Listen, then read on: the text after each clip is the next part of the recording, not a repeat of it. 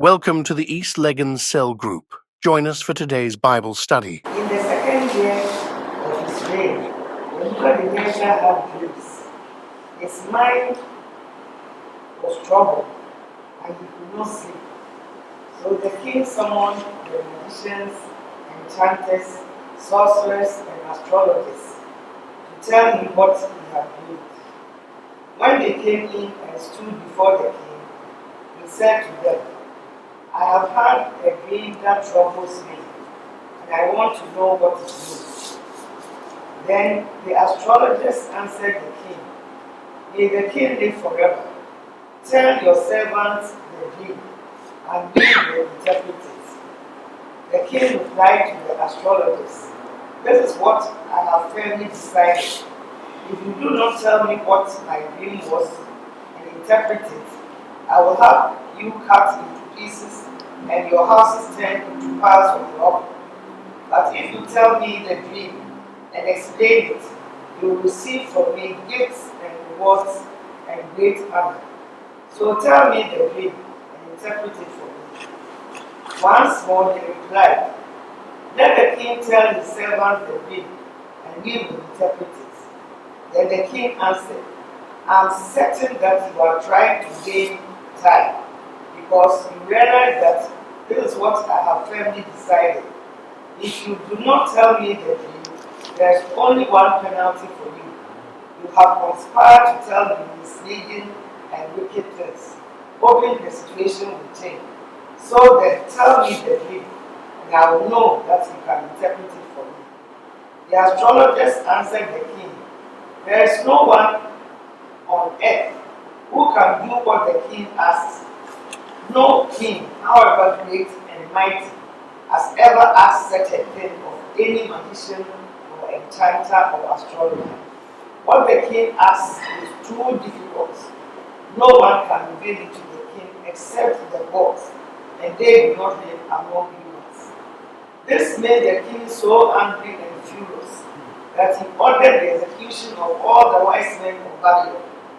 So the decree was issued to put the wise men to death, and men were sent to look for Daniel and his friends to put them to death. When Arioch, the commander of the king's guard, had gone out to put to death the wise men of Babylon, Daniel spoke to him with wisdom and tact. He asked the king's officer, Why did the king issue such a harsh decree? Arioch then explained the matter to Daniel. At this, Daniel went in to the king and asked for time so that he might interpret the dream for him. Then Daniel returned to his house and explained the matter to his friends, Hananiah, Mishael, and Azariah. He urged them to plead for mercy from the God of heaven concerning this mystery, so that he and his friends might not be executed with the rest of the wise men of Babylon. During the night, the mystery was revealed to Daniel in a vision. Then Daniel praised the God of heaven and said, Praise be to the name of God forever and ever. Wisdom and power are his. He changes times and seasons. He deposes kings and raises up others. He gives wisdom to the wise and knowledge to the discerning. He reveals deep and hidden things. He knows what lies in darkness, and light dwells with him. I thank and praise you, God of my ancestors. You have given me wisdom and power. You have made known to me what we ask of you. You have made known to us the dream of the king. Then Daniel went to Arioch, whom the king had appointed to execute the wise men of Babylon, and said to him, Do not execute the wise men of Babylon. Take me to the king, and I will interpret his dream for him. Arioch took Daniel to the king at once and said, I have found a man among the exiles from Judah who can tell the king what his dream means. The king asked Daniel, also called Belshazzar, Are you able to tell me what I saw in my dream and interpret it? Daniel replied, No wise man, enchanter, magician, or diviner can explain to the king the mystery he has asked about. But there is a God in heaven who reveals mysteries. He has shown King Nebuchadnezzar what will happen in days to come. Your dream and the visions that pass through your mind as you are lying in bed are these. As your majesty was lying there, your mind turned to things to come, and the revealer of mysteries showed you what is going to happen. As for me, this mystery has been revealed to me, not because I have greater wisdom than anyone else alive, but so that your majesty may know the interpretation, and that you may understand what went through your mind. Your majesty looked, and there before you stood a large statue, an enormous dazzling statue, awesome in appearance. The head of the statue was made of pure gold, its chest and arms of silver, its belly and thighs of bronze, its legs of iron, its feet partly of iron and partly of baked clay. While you were watching, a rock was cut out, but not by human hands. They struck the statue on its feet of iron and clay and smashed them. Then the iron, the clay, the bronze, the silver, and the gold were all broken to pieces and became like chaff on the threshing floor in the summer. The wind swept them away without leaving a trace.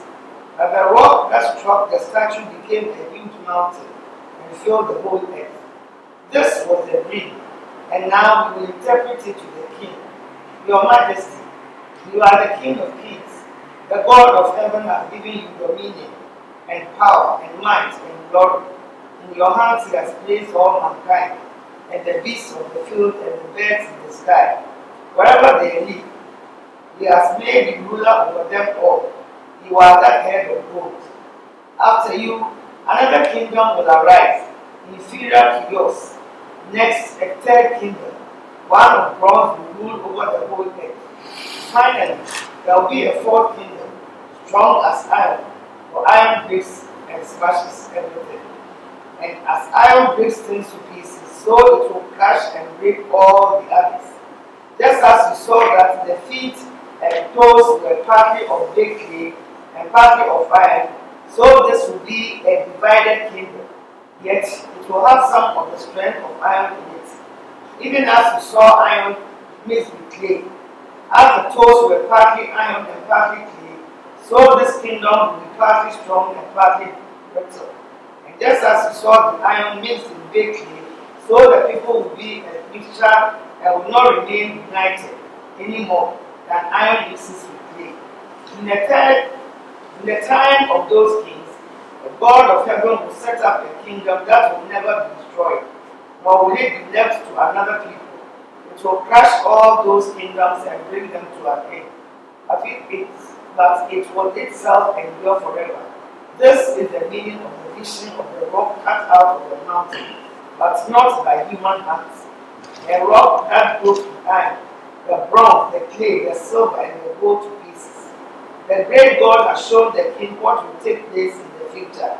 The dream is true, and its interpretation is trustworthy. Then King Nebuchadnezzar fell prostrate before Daniel and paid him honor and ordered that an offering and incense be presented to him. The king said to Daniel, "Surely your God is the God of gods and the Lord of lords, the Lord of kings and revealer of mysteries, for you were able to reveal this mystery." Then the king placed Daniel in a high position and lavished many gifts on him. He made him ruler over the entire province of Babylon and placed him in charge of all its wise men. Moreover, at Daniel's request, the king appointed Shadrach, Meshach, and Abednego administrators over the province of Babylon, while Daniel himself remained at the royal court. Amen. It's a long passage, but I'm going to say into 4 parts. The chair into 4 parts, and we can see them in those holes. The first part, Oheninu and Idaya Osuye. The second part deals with which comes up to verse 13, and then from 14, you see Daniel brought into the picture and how Daniel and his people handled the situation. And then the third part will deal with Daniel now before the king, telling him the dream and interpreting to him. And then the fourth part this was the king's reaction after he hears that. So let's look at this, at it in these four realms.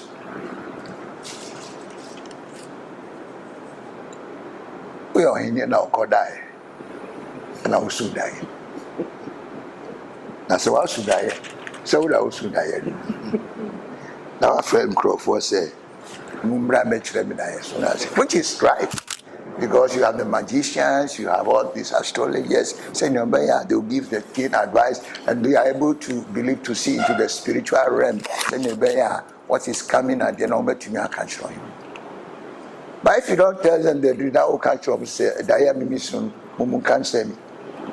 Diane, before much last year, he had given them a very tough task. Very, very tough. Not just tough, but something that was really impossible. Now, they were very right when they said, the king, what you have said to us, no human being can do this except the gods. Unless there is a divine intervention in this kind of situation, there is no way you can go beyond Nyawukai. Nobody can interpret. So they were very, very correct. Now, we say, Pharaoh soons Diasa on tight. Your friend Joseph said on tight, Pharaoh died. It's among kings, some years animal. Okay, then they call astrologers. That's correct. They're not killing Busano. Almost BC that now may say, maybe a sick pain. A Pharaoh, the now, now, Joseph Betchley. But by the way, just Pharaoh or can a dream or can dream natural. I'll catch you or catch you okay, or catch you and then about one to me and here because ordinary die and see your and so they were right and said this needs a divine intervention before we were to me. Okay, so what can die soon? As I was here, it's not possible human. So they were very correct. Now Daniel is later on going to affirm the same thing, except say he is seeing from Yahweh, they are seeing from the gods they worship. Basically the same idea, but because of who they are worshiping. So that is the difficulty situation here from verse 1 up to verse 13. So this was the situation. So there's no way. Now, as soon as they gave this indication, the king just got furious. And this is where we see what we talk about sovereignty and kingship. This is just a very minor idea to what God does. So sometimes we have been saying, God is not a democrat. Nyankupo, one phrase, when a king takes a decision because he's a king, he executes it. So what he was going to do, and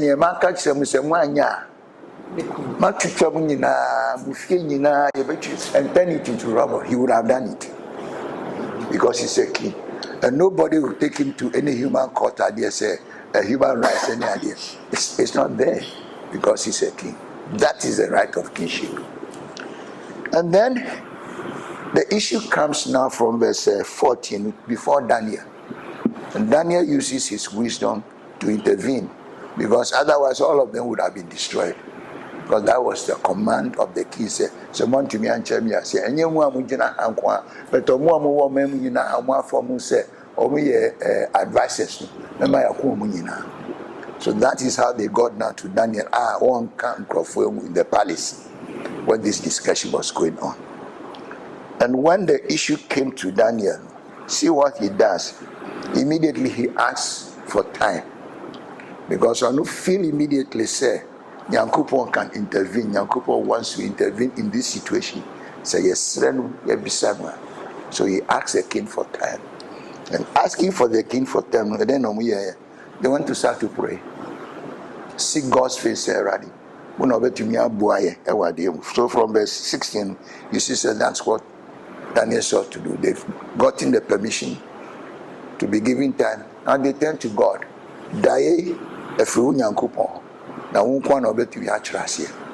And interestingly enough, not long after that, into verse 20, we see God gives him the response. And Daniel just didn't get up after the response, say, hey, Manya, dream no MYO, and run to the king. He thanks God. He praises God. If you read near Okanye, verses 20, in verse 23, where he was thanking God, he virtually was saying what the dream was and what God's part was in that dream. Look at it again. It said, blessed be the name of God forever, for wisdom and might is from him. He changes the times and seasons, and remove kings and raises kings, and give wisdom and to the wise, and knowledge to those who have understanding. He reveals deep secrets. He knows what is in the darkness and the light. Thank you, praise God. So he now goes on to praise God for what God has done to him. Now that Daniel has the key and the answer, he takes the next step, which now starts from verse 24. They now go before the king. And in the kingdom, Daniel acknowledges, so he has come before the king. Look at what the king says. He was brought before the king, verse 25. And the king asked him, oh no, Arioch, who was the commander, tells the king, Daniel Biu, Obetumi Achiro Daesuna, Asia, Obetumi Achiro Daem, Achiro Asia. And then the king invites him, asking whether he could do it. And look at what Daniel said. Daniel just didn't stand and say, Obetumi Achiro Asia. He doesn't do that. Daniel answered in the presence of the king, the secret which the king has demanded of the wise men and astrologers and soothsayers cannot be declared to the king. Nobody can tell the king. It's not possible. But there is a God in heaven who reveals the secrets. You see, Daniel shifts the praise and the glory and the victory immediately to God. Instead of standing there and claiming, say, me and Yankupon Aqua, me and Yankupon Nipa, me and Yankupa. No. It says it comes from God. The very thing which the astrologers were saying, because they were saying, no man can interpret this, which is true. And Daniel is affirming that. I'll say, and so Daniel goes and tells the king the dream. Tells the king the dream in 4 parts. So he saw a statue, huge statue of great splendor. Banitino was made of gold, pure gold. And then from the neck down into the breast was silver. And then on the belly was bronze. And down was iron. And then the iron was mixed with clay.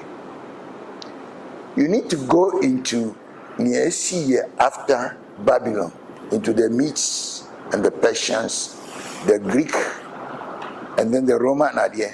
So that is exactly what happened. If you read those history, it tells you exactly. So those were the kingdoms which came. The Roman kingdom, which was the last that came, was a kingdom of might and power and iron. It is said the Roman soldiers were not very many as compared to those who were slaves during their time. And yet they had such power, said they could subdue such wide territory because of this kind of skills that they developed in terms of metal. So Daniel was telling the king, Niebesi, from your time. And then the interesting thing is, you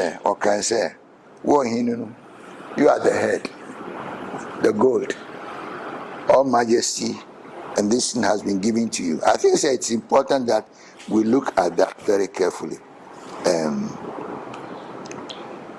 Because not Daniel can say, in the interpretation, or can say, describe what actually the head was like, what the fact that King Nebuchadnezzar had all this power and might and everything given unto him that he could control.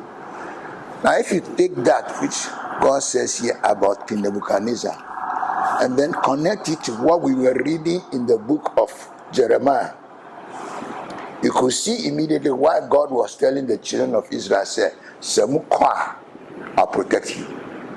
Because God was doing something here to show, say, in this king of Nebuchadnezzar, I am going to protect you because I have set you up to be able to do certain things. And then he talks about what will happen after that. And then how finally the kingdom will go. But the interesting thing is what he talks about, the rock that was cut not with human hand, which may look, compared to Newa described, it look very insignificant. And yet that rock which was cut struck the iron and the metal and broke it into pieces. And it is not only that it broke it into pieces, but after it had been broken to pieces, the wind blew and metal and bronze and the wind will carry it. And it looked like nothing had ever existed in that place. But the clay and that small distance which struck it, that rather grew into a kingdom. Comparing precisely what God is setting up to do and what God was going to do with Christ. What God was going to do with the establishment of his own kingdom.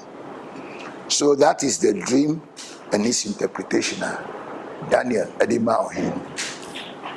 Now one can see how suddenly all of them stood there in amazement.